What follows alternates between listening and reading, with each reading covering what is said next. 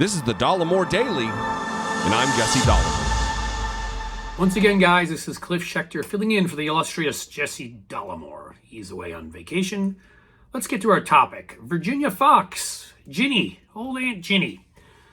You may have been introduced to Virginia Foxx, representative from North Carolina's 5th District yesterday, in an ignominious way. A lot of folks didn't know who she was because when you're in a house with Jewish laser lady and with a guy who may have trafficked or allegedly trafficked under 18-year-old girls, Mr. Gates, and with the woman who gets really turned on by Beetlejuice and others, you can be overlooked even if you're completely effing nuts.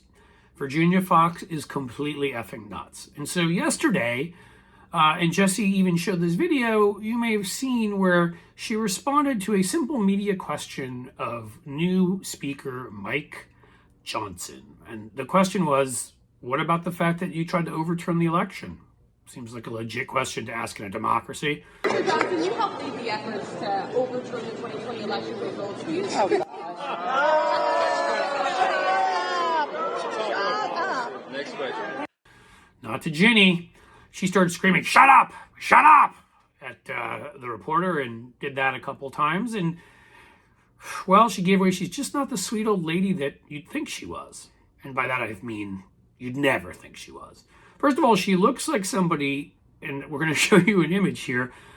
She looks like when Bugs Bunny gets hit in the head by a mallet, in one of those cartoons. That's what Virginia Foxx looks like every day. In fact, a good friend of mine, Tim Williams, who's an illustrator, drawn for many newspapers, drew a picture of her, and it looks much like the real picture of her. You can't caricature that. But really, it's not her looks that are a problem, it's really her behavior.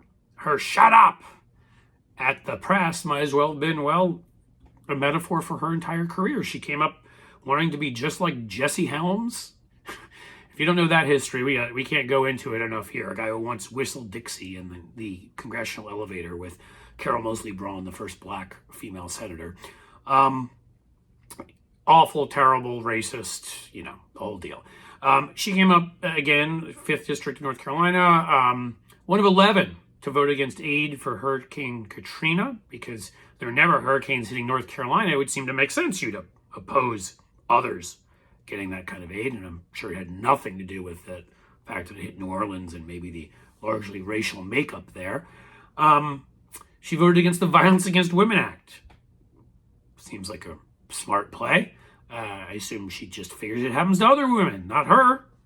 What else did she do? Let's see. Let's get a list of Aunt Ginny's worst moves. She also has been one of the most outspoken voices on every matter of religious nuttery we've gone over with Republicans. She is a nut on anti-LGBTQ rights and anti-birth control, and she's part of the crazy caucus. Crackpot caucus, maybe we should call it that.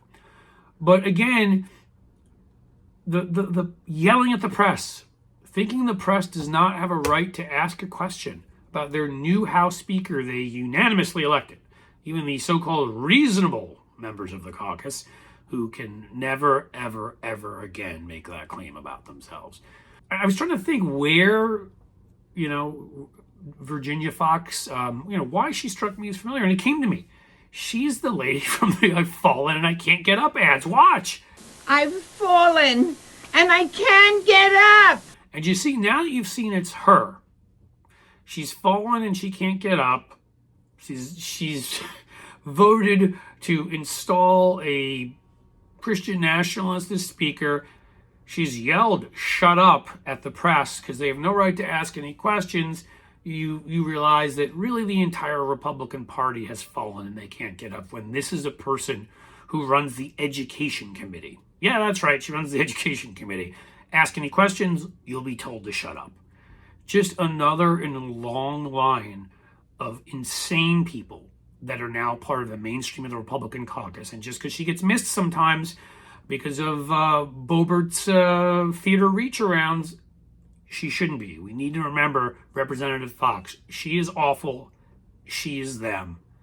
And, maybe in 2024 we can elect a normal and more, what would you say, human person than the lady who fell but could not get up.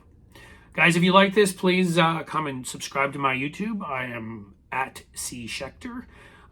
You can catch me there. You can catch me on Twitter at Cliff Schecter, on Threads at Cliff D. Schecter. We're trying to break 30,000 on YouTube, so that's the big one. Please come by and do that. And listen, go out today and make a difference.